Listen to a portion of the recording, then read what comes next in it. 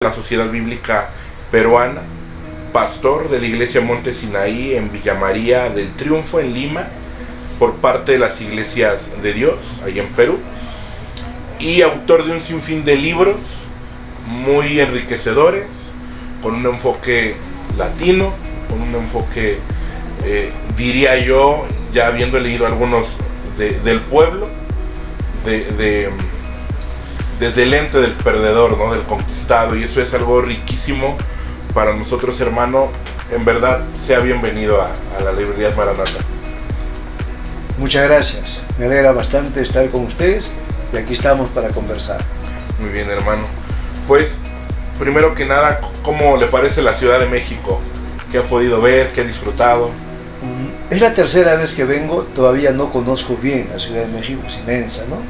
He paseado por el Zócalo, Palacio de Bellas Artes, donde está el Mausoleo para Benito Juárez, el Monumento de la Revolución, pero he disfrutado más la gente, los paisajes de la gente y la variedad gastronómica que ustedes tienen. Lo voy conociendo poco a poco, ¿no? Muy bien. Pero de todo lo que he disfrutado, me quedo con el frijol envenenado de Monterrey. Nos ganan los de Monterrey, hermano. Hay que aplicarnos en nuestra gastronomía. Muy bien, hermano. Bueno, estamos hoy muy contentos porque vamos a estar platicando sobre el libro de Pentecostalismo y Misión Integral, un libro escrito por nuestro hermano, y esta es una nueva edición. Yo tengo una más antigua. Con respecto a este título, hermano, yo tengo una primera pregunta, y es, si bien es cierto que el pentecostalismo sería un fenómeno que podemos ver desde la cuestión teológica, pero también desde la cuestión social, ¿usted cómo definiría qué es ser un pentecostal? Alguien que siente, piensa y vive conforme al espíritu de vida. Y eso implica, entre otras cosas, decirle no a todas las violencias y pararse firme frente a la defensa de la vida y la dignidad humana de todas las personas. El pentecostal ama la vida porque el espíritu es espíritu de vida. Y para mí eso es ser un pentecostal. El pentecostal jamás debería alinearse con cualquier fuerza de la muerte o de la antivida, porque el espíritu es vida. Así es. Y bueno, ahorita, en ese sentido, usted habla algo muy cierto en cuanto al conocimiento de nuestras tradiciones, nuestra escuela anglicana o hijos, ¿no? Wesleyana. Venimos como hijos, ¿no? de sectores metodistas. Ante esto, ¿qué lectura pudiera tener usted de algunos sectores en Estados Unidos, pues que se inclinan, ¿no? en pro aborto? ¿Qué fenómeno cree que pudiera causar en eso desde ese sector de que nosotros somos y amamos vida, no amamos la vida que Dios otorga? Bueno, es un tema complejo, polémico, debatible y opinable, o sea, y que es muy complicado explicarlo en breve tiempo. Pero creo que habría que precisar que los pentecostales vienen de dos corrientes, ¿no? La corriente más wesleyana, que son las iglesias de Dios, la profecía, la iglesia cuadrangular, pero está también la corriente más bautista o presbiteriana, la Asamblea de Dios, por ejemplo, ¿no? Y ahí sí hay pequeñas diferencias que van más allá de la organización, que son los énfasis que cada uno tiene, ¿no?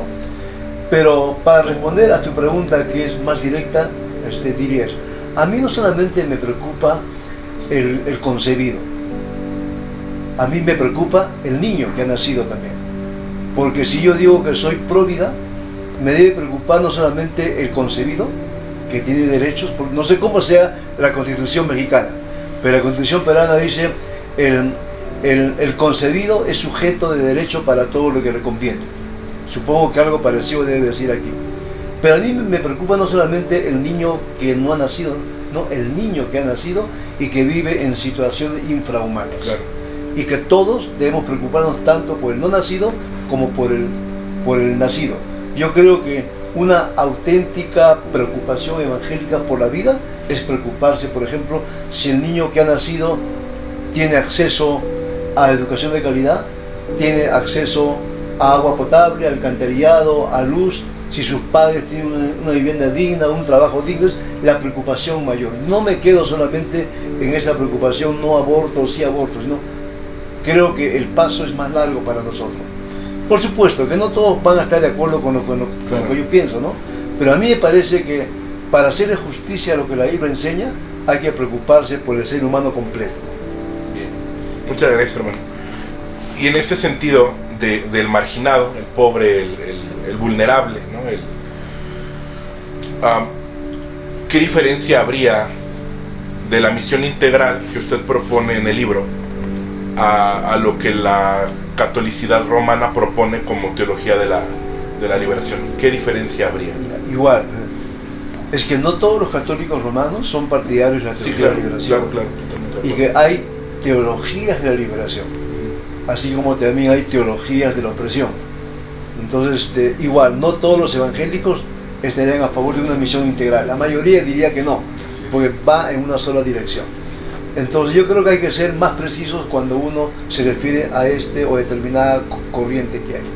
Lo que sí yo creo es que el Evangelio no separa al ser humano, no lo secciona. El Evangelio ve al ser humano como algo completo, algo integral, es un todo.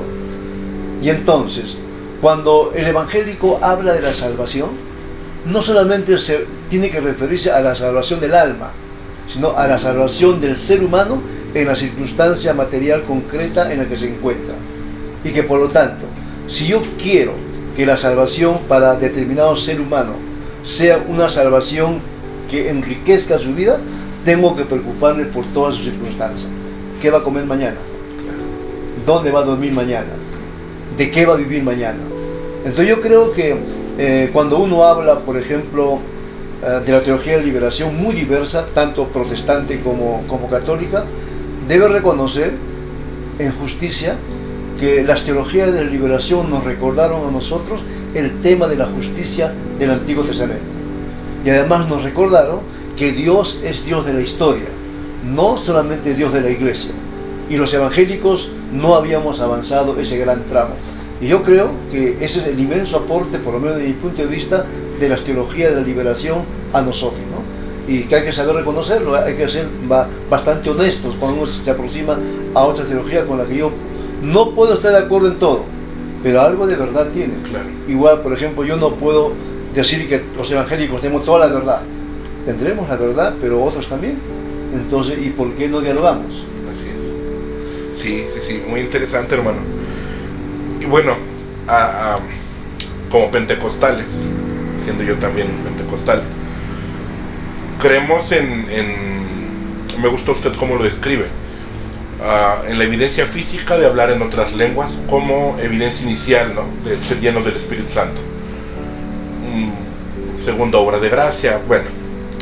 Y esto, a la luz de la neumatología pentecostal, nos lleva a la oración en el Espíritu, al don de géneros de lengua, ¿no?, estas tres formas de glosolalia.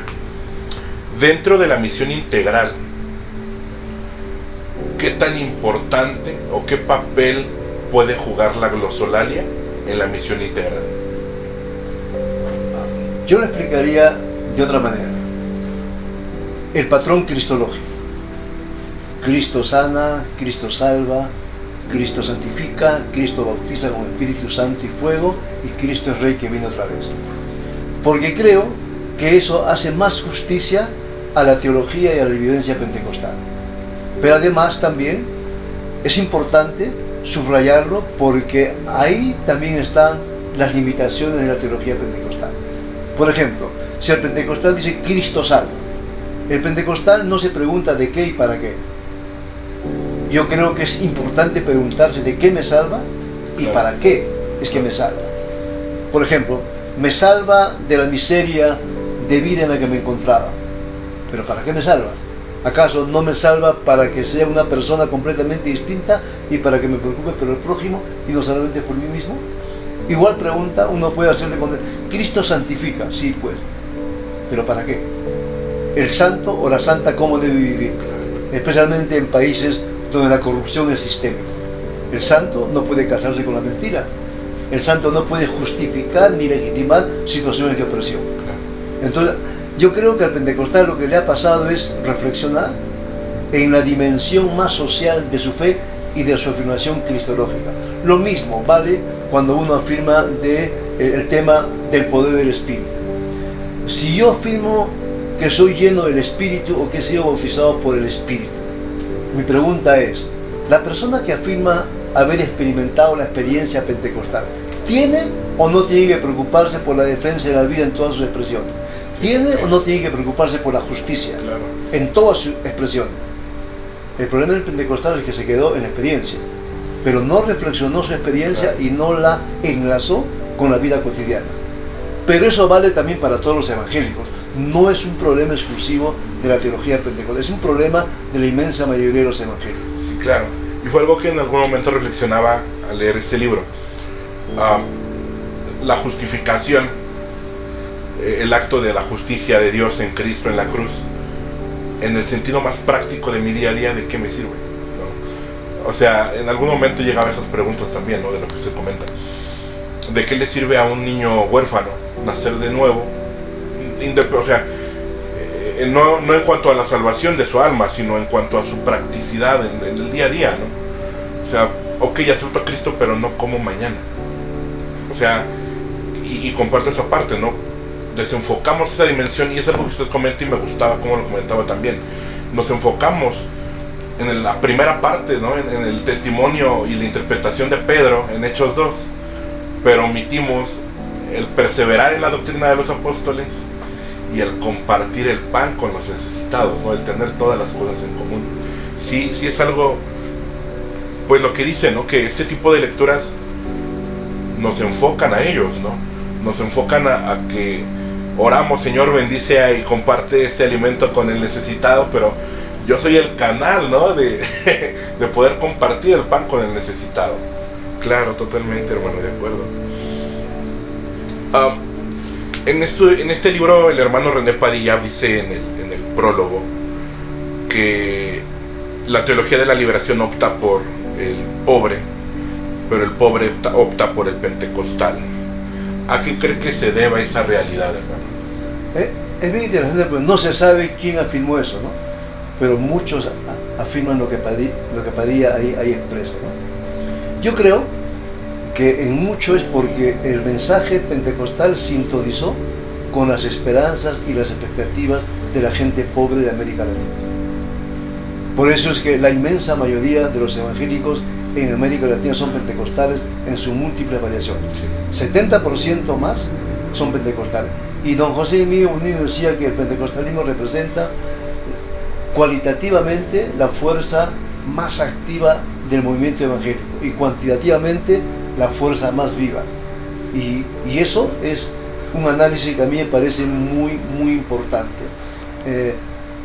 Las iglesias evangélicas serían una minoría casi imperceptible si no fuese por los pentecostales y por las mujeres. Sí. ¿No? Entonces, fíjese, esa enorme contribución yo creo que tiene que ver mucho con que el mensaje pentecostal es un mensaje para el pueblo de a pie. El predicador pentecostal, en realidad todos son predicadores, ¿no?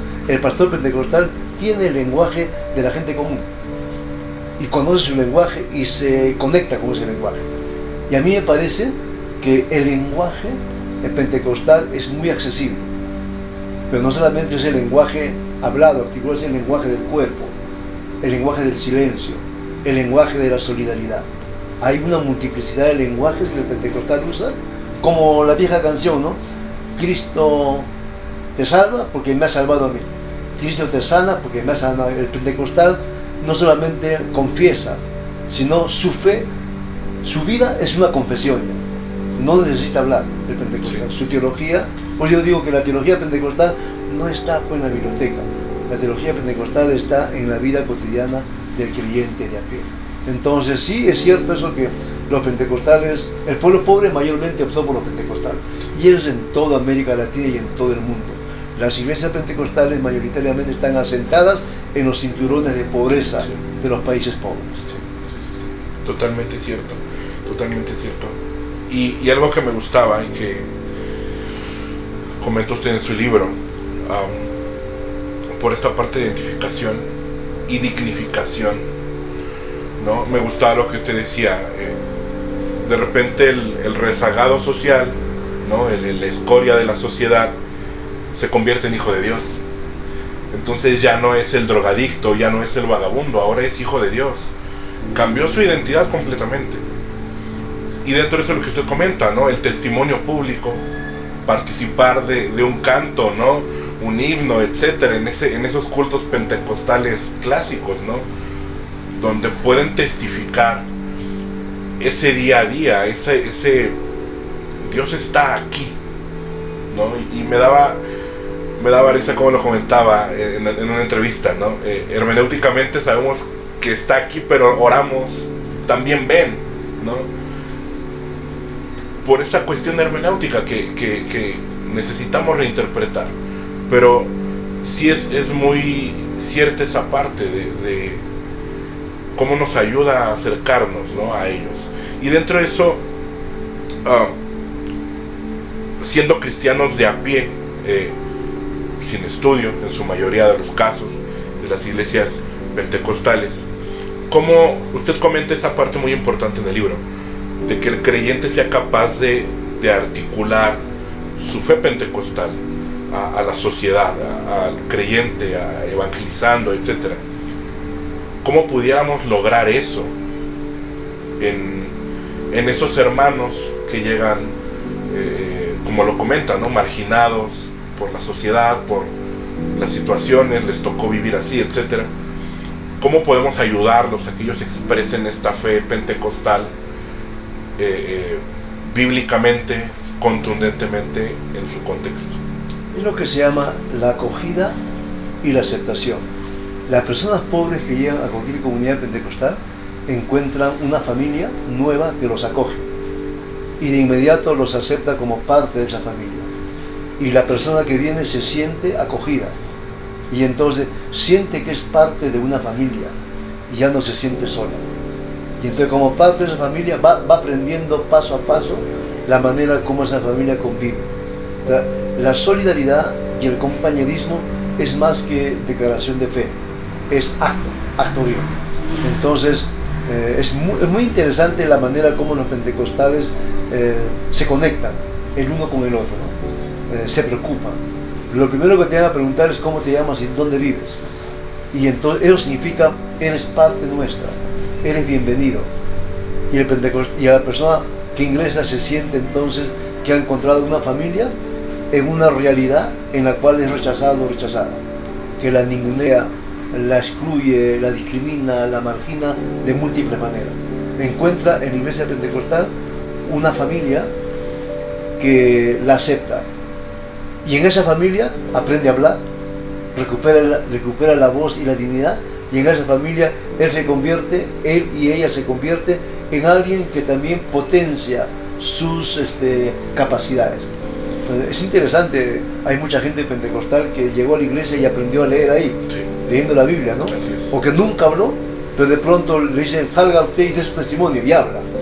Entonces, es muy importante la manera como el pentecostal hace pedagogía, hace psicología, hace muchas cosas, pero no la va a llamar así, porque es parte de su naturaleza. Y que en el punto práctico el recién convertido es el mejor evangelista pentecostal. Exacto. Es el evangelista por excelencia en cuanto al círculo pentecostal, claro, por estas vivencias personales que van marcando su corazón. Sí.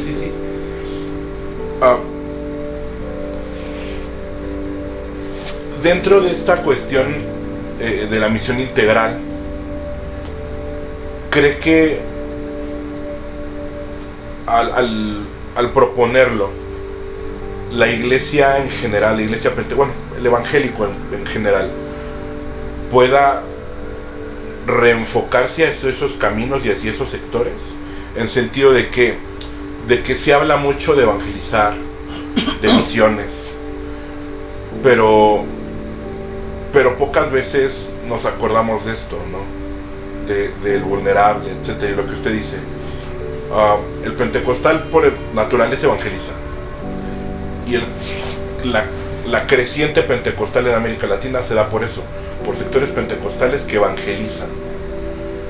¿Cómo podemos enfocar esos hermanos hacia este canal, yo diría, completo del evangelismo, ¿no? Donde no solamente es tu alma, sino también tu día a día? El reencuentro con la Biblia y leerla con nuevos ojos puede ser bastante útil en esta reorientación de la manera como los pentecostales y los evangélicos en general se relacionan con el ser humano. Porque me parece a mí, por lo menos, que por ahí está la gran debilidad de los evangélicos. Solamente para ponerles el ejemplo, Guatemala, El Salvador y Honduras son países de Centroamérica en los cuales el movimiento evangélico ha crecido enormemente. Está creciendo, especialmente en años recientes en El Salvador y en Honduras. Pero ese crecimiento del movimiento evangélico y de manera particular pentecostal no va de la mano con una transformación social. Siguen siendo países corruptos, las maras o las pandillas están ahí, etcétera, etcétera. Lo que le falta entonces al evangélico es entender que a su fe le es consubstancial el hecho de que tiene que vivir la plenitud donde se encuentra. Si yo soy un funcionario público, debo decirle no a cualquier forma de corrupción, sabiendo que eso funciona en ese mundo, ¿no? Si yo soy un empresario y me he convertido de veras a la fe, tengo que entender que el salario que yo le doy a mi trabajador y que el gobierno me dice que este es el salario, no necesariamente es el salario justo. Yo tengo que actuar con justicia. Claro. Pero eso va a depender mucho de cómo lea la Biblia y cómo la viva. Y por eso es que enfatizo que hay que acercarse con nuevos ojos y hay que entender lo que la Biblia está diciendo acerca de cómo ama Dios al ser humano y qué quiere Dios para el ser humano. No solamente quiere que cante, sino que esa canción esté acompañada de esperanza, y esa esperanza significa visibilizar la solidaridad, la justicia en cada día, en todo tipo de relación. Y los evangélicos en eso nos hemos quedado. O sea, somos muy buenos en ética personal, pero deficientes en ética social. Sentimos, ¿no?, las palabras de Jesús: lo que hagas por él lo haces por mí, ¿no? Lo alimentaste, me visitaste en el reclusorio, me diste de comer, me diste agua. Esta parte que digo, en lo personal me ha venido a abrir los ojos hacia ese sentido el libro, hermano, donde es bien cierto, omites esta parte, ¿no? Se vuelve torpe tu oración al orar: Señor, bendice este alimento, cuando me cuesta trabajo invitar un taco a quien lo necesita, ¿no? Entonces, sí es muy cierto, hermano, esta cuestión en lo que usted comenta, ¿no? En sectores pues latinos, hispanos, que vivimos bajo esta cuestión de corrupción, que tristemente lo normalizamos, ¿no? Lo normalizamos. Como última pregunta, hermano, como latinos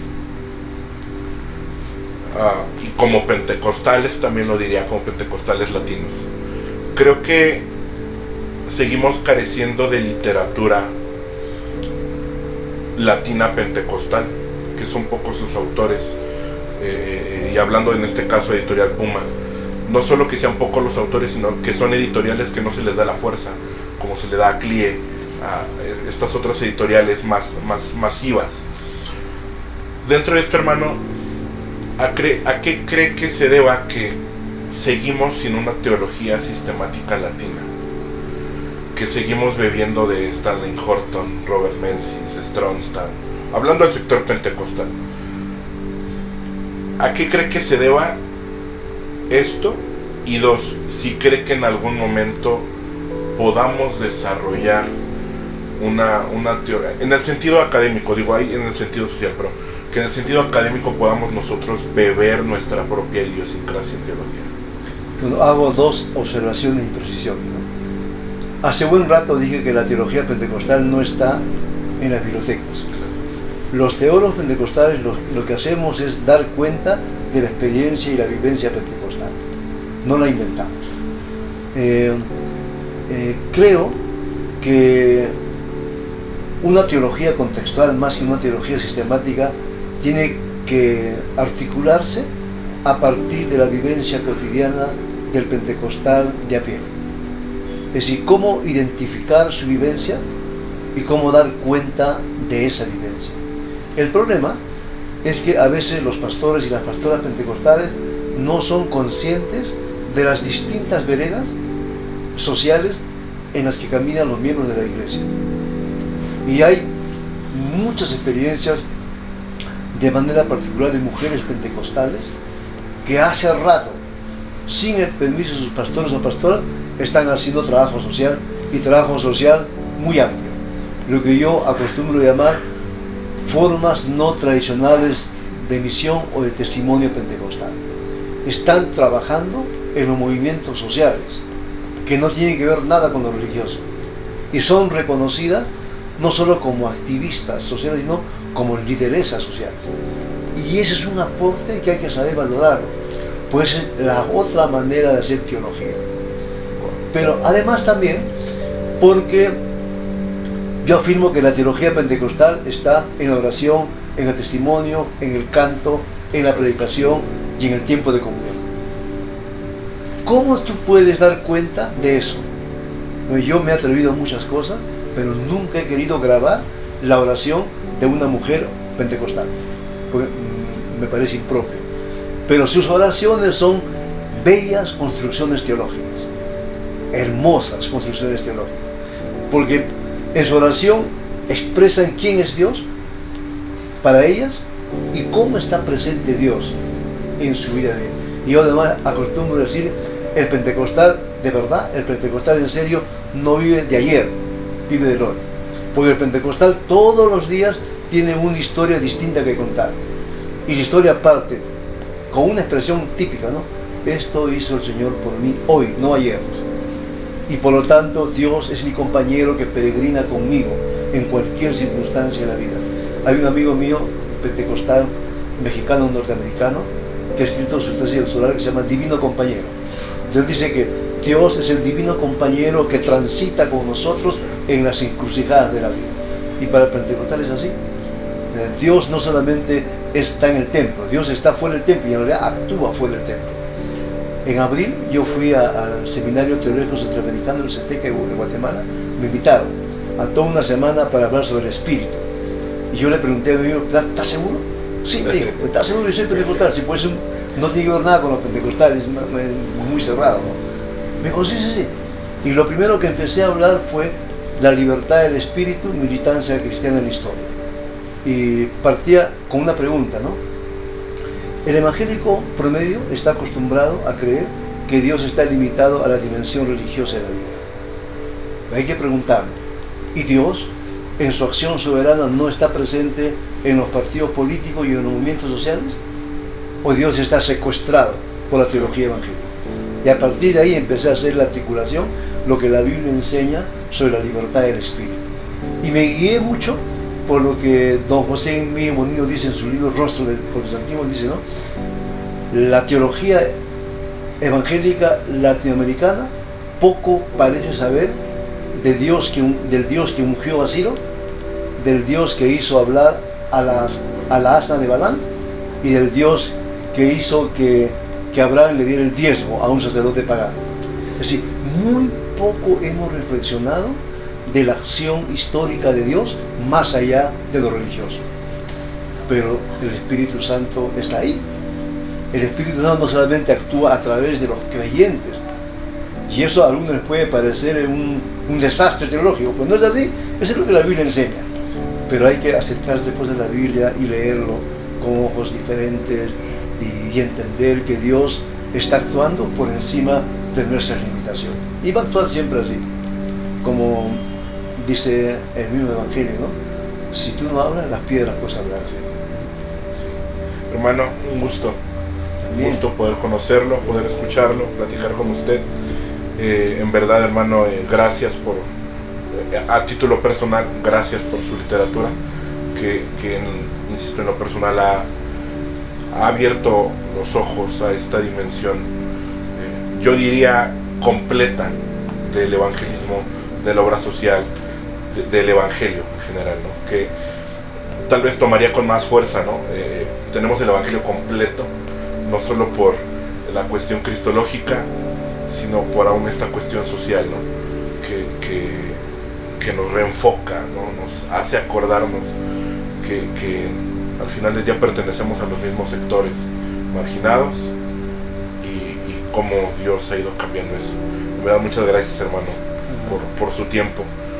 Hermanos, damos gracias. No sé si quiera decir algo. Solo una cosa más que a mí me parece muy importante, ¿no? Yo sé que sé varias cosas y sé que tengo que aprender muchas cosas, pero cuando me examino pienso cómo me gustaría, con todo lo que sé, ser el pentecostal de hace 50 años atrás cuando me convertí. ¿Cómo me gustaría ser el pentecostal sencillo que salía a predicar en la calle, que predicaba en la universidad sin temor? ¿Cómo me gustaría combinar lo que sé con lo que era? Esa auténtica espiritualidad evangélica, bíblica diría yo, la experiencia con el conocimiento, que son los dos grandes pilares donde se asienta una espiritualidad verdaderamente evangélica. Así es. Pues muchas gracias, hermano, por sus palabras tan profundas, tan reales. Quienes somos pentecostales lo entendemos. Hermano, muchas gracias. Pues muchas gracias, hermanos, por estar en esta transmisión.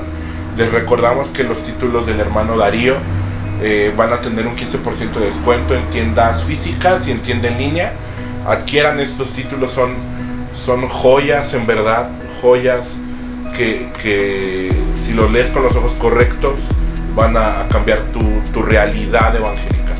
Entonces damos muchas gracias a Dios por esta oportunidad, gracias a los compañeros que hacen posible esto, y nuevamente muchas gracias, hermano Darío. Dios les bendiga, hasta pronto.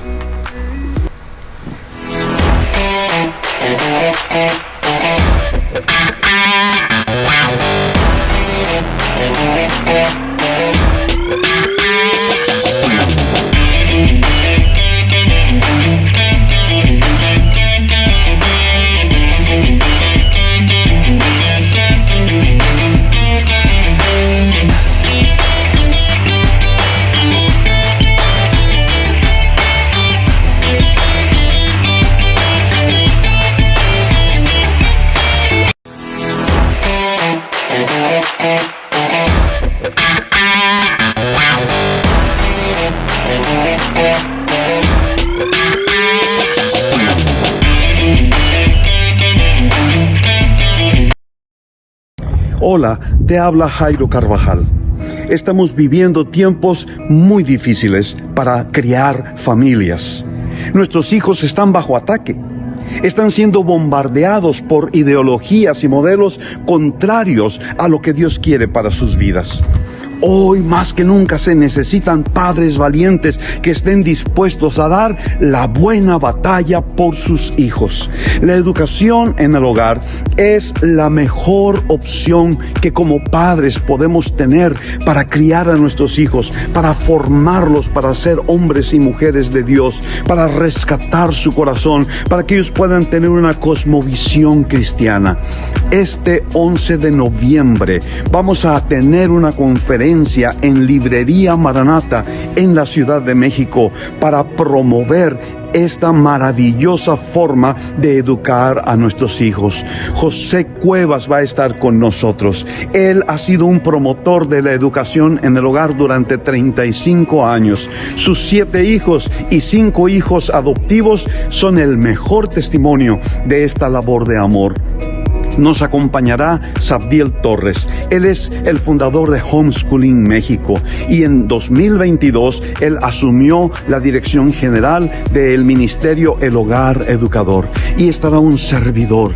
Mi corazón es ayudar a las familias, que podamos edificar familias conforme al corazón de Dios. Te esperamos en esta conferencia. Puede ser el punto de cambio en la vida de tu familia y de tus hijos. 11 de noviembre, Librería Maranata, Ciudad de México.